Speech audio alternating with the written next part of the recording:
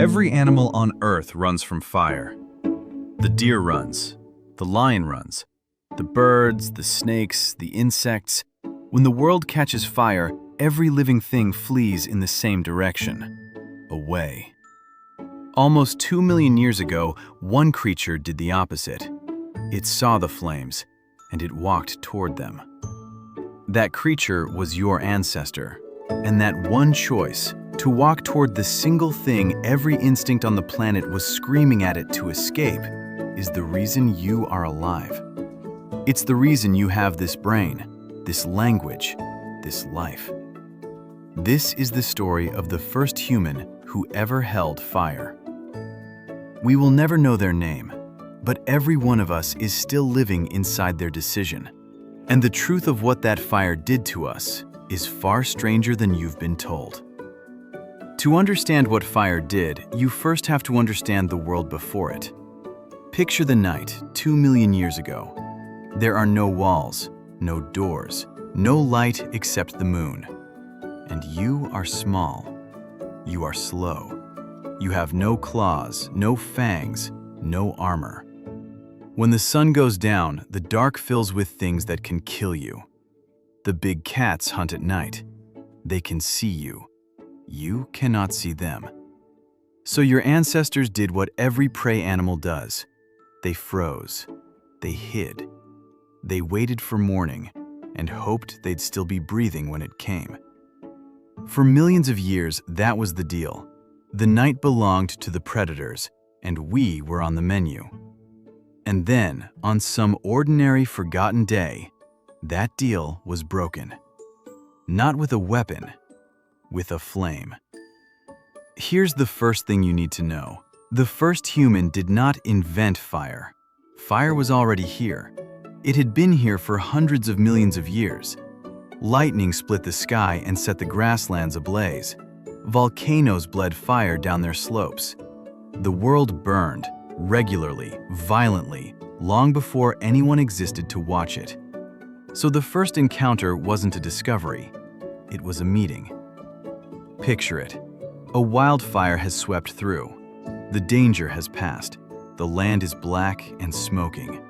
And one curious creature, where every other animal fled, comes closer. It feels the heat on its skin. Not painful, warm. Strangely good. It sees a branch still glowing at the tip, and it reaches out. That hand, that single trembling hand reaching for a burning stick. That is the most important moment in the story of our entire species. But picking fire up is easy. Keeping it alive, that's what changes everything. A flame is a living, hungry, fragile thing. Feed it too little, it dies. Feed it too much, it devours everything. Let the rain touch it, gone. Fall asleep, and you wake in the cold dark with the predators again.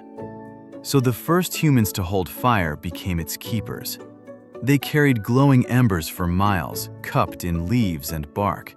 They guarded the flame through the night in shifts. They fed it, sheltered it, kept it breathing like a member of the family. Think about that. The very first responsibility a human ever had, the first job, was to keep a fire from dying. And for the first time in the history of our ancestors, the eyes in the dark stayed back. The fire pushed the night away. The predators would not cross it. For the first time, we were not prey. But a kept fire has one fatal flaw. One day, and it's always one day, it dies. And then you have nothing. You're back to waiting for lightning, back to begging the sky. Unless you could make it yourself. And the day a human first made fire out of nothing, that is the day we stopped being animals that survived the world and became the animal that rules it. We don't know exactly when it happened. The clues are scattered, burned, and buried. But somewhere, a human learned that if you spin a stick fast enough against dry wood, the wood grows hot, hotter, until a thread of smoke rises, then a glowing speck, then fire. Or they struck two certain stones together and caught the spark in a nest of dry grass. Stop and feel how impossible that is. A creature with no tools, no teacher, and no words for what it was doing, figured out how to summon the same force that falls from the sky as lightning, on demand, with its own two hands. No animal had ever done this. No animal has done it since. We became the only creature on Earth that can create fire. And the moment we could make it whenever we wanted, fire stopped being something we survived. It became something we used. And it went to work on our bodies, on our minds, on who we are. Because this is the part nobody tells you. This is where the story stops being about fire and starts being about you. Start with food. A raw root is hard. A raw piece of meat is tough and risky and costs you enormous energy just to chew and digest. But put it over a fire? Heat breaks food down before it ever reaches your stomach. Cooking is digestion that happens outside the body. Suddenly, the same meal gives you far more energy for far less work. And here's the staggering part. Your brain is the most expensive thing you own. It burns about a fifth of all your energy, just sitting there doing nothing. A raw diet could never have paid for a brain like yours, but cooked food could. Over hundreds of thousands of years, as our ancestors cooked, their guts shrank and their brains grew. The fire fed the mind. Many scientists believe that without cooking, the human brain, your brain, could never have existed at all. Now look up from the food to the fire itself. For the first time, the day no longer ended at sunset. The firelight handed us hours we had never had in the history of life, the very first evenings.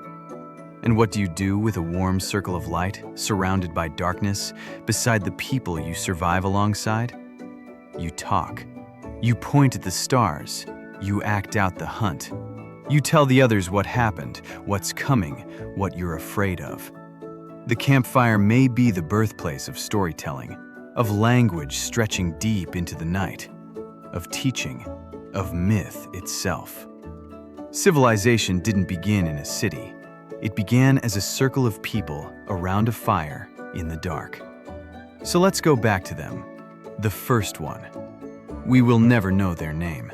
We don't know if it was a man or a woman. We don't know their face or what they felt the moment the heat first touched their skin, and they did not run. They left no painting, no grave we can read, no word. And yet, every fire that has ever burned since traces back to that one hand. Every candle on every birthday cake, every furnace that forged every blade, every engine, every power plant, the flame under your stove tonight, the rocket that left the earth.